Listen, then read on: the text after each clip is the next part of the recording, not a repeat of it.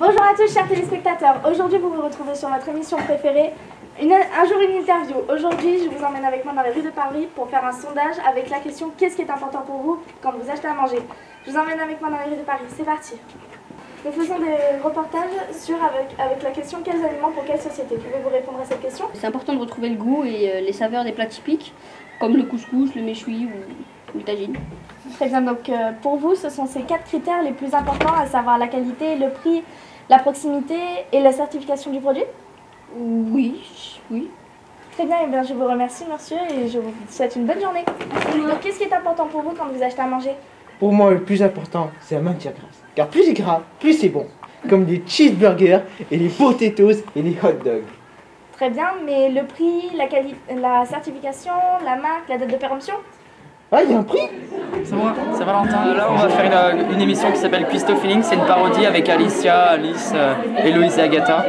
Et moi, dans la pièce, je m'appelle Bernard et je fais la cuisine bio. Et Alice, elle fait la cuisine malsaine. Bonjour Bernard, qu'allez-vous nous préparer aujourd'hui? Alors, bonjour Laurence et bonjour le public. Aujourd'hui, j'ai décidé de vous préparer une petite salade printanière bio.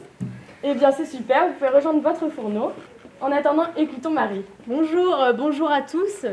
Ben moi je vais vous préparer avec soin le plus beau des tacos, le meilleur et le plus beau. Alors Bernard, pouvez-vous nous expliquer ce que vous êtes en train de faire? Alors Laurence, je suis en train d'essorer la salade comme vous pouvez le voir. Ensuite, j'en ferai une salade printanière avec les tomates. Faut se faire plaisir dans la vie, les petits plaisirs du quotidien, c'est le gras. Le gras pour moi, ça représente tout. Sans gras, je ne serais pas là avec vous comme aujourd'hui, avec toutes ces petites personnes par là-bas. On n'est rien sans gras. À la semaine prochaine, même heure, même chaîne. À bientôt.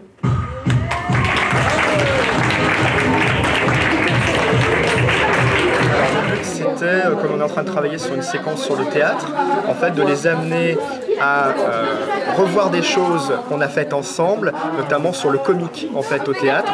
Donc le but pour eux c'était d'arriver à faire du comique de situation, du comique de geste et surtout les faire réfléchir autour de l'alimentation.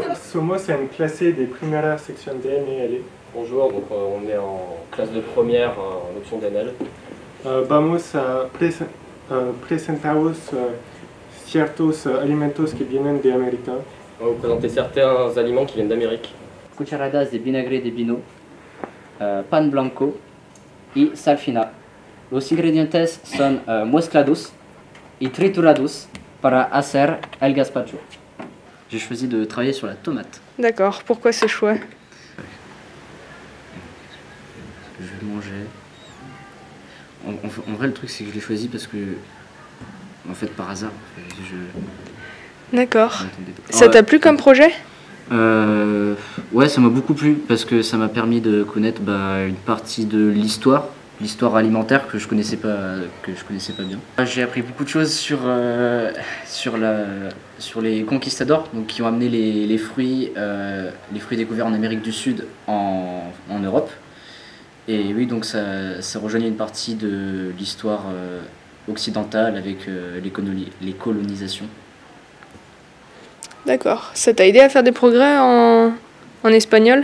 Oui, parce que l'alimentation, je trouve que c'est quelque chose qu'on voit en espagnol, dans la langue espagnole, rapidement au collège. Et là, ça m'a permis de m'y attarder et de trouver des termes techniques pour des termes culinaires.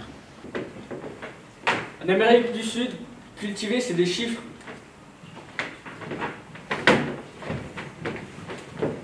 Au Paraguay, cultiver, c'est 50% des habitants.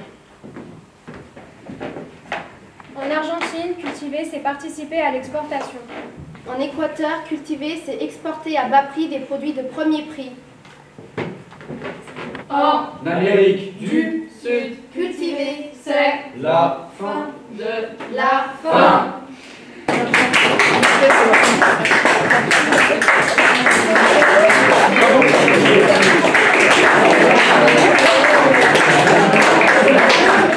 Alors moi j'ai parlé du Brésil.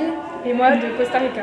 Le thème général c'est quelle nourriture pour quelle société, et après on va faire un débat, ceux qui ont fait littérature et société. Alors l'idée est venue de l'envie d'abord de valoriser le travail des élèves, de leur permettre de montrer un petit peu ce qu'ils apprennent et ce qu'ils font en classe, et l'envie aussi de pouvoir travailler à plusieurs collègues la conviction que ça a plus de sens quand on travaille les mêmes thématiques dans plusieurs matières, et puis c'est aussi plus agréable pour les enseignants et pour les élèves. En tout cas, on a pu constater qu'ils s'investissaient de manière un petit peu différente de ce qu'ils font d'habitude en cours, c'est-à-dire qu'il y a des élèves qui en cours peuvent être un peu en retrait, et qui là ont trouvé quelque chose qui ne correspond pas à ce que d'habitude on peut leur donner dans des circonstances plus traditionnelles de travail en classe. C'est un thème sur lequel on pouvait travailler dans des matières aussi diverses que la géographie, les sciences, les langues, le français. C'est un thème fédérateur et qui intéressait la plupart des collègues, qui était aussi au programme de différentes classes, de différents niveaux. Parce que l'idée, c'était de pouvoir concerner le plus de niveaux possible.